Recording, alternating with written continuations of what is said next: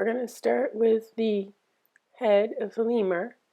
So it's a little bit of an oval egg type shape. Ears on each side, a little bit flatter on the top, rounder on the bottom.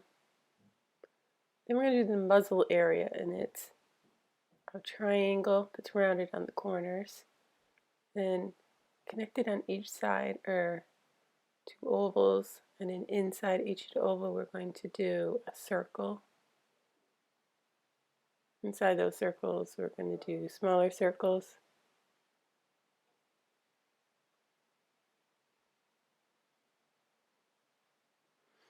A little smile shape, and then a J, and then a backwards J.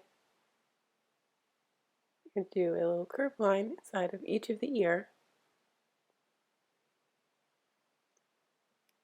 Then a little section on top of the head. Now you start on one side and you're going to go curve down. Do this on each side, and then you're going to connect the bottom.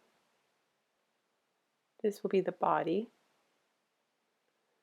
Then you're going to do sort of an upside down J shape on each side for his bent legs. And then we're going to have this little feet sticking out. They have long toes.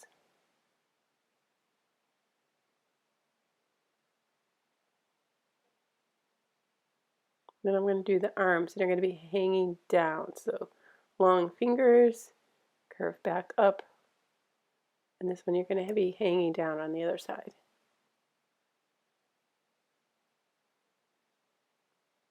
I'm going to do like a curve right in between the arms, and this is going to be a little white belly. Continue to line on each side. Then we're going to do his ringtail. So I'm going to curve mine in front of the body, so you can have it curve anywhere you like, whatever works best for you. After you have your tail, then you're going to add what will be the stripes.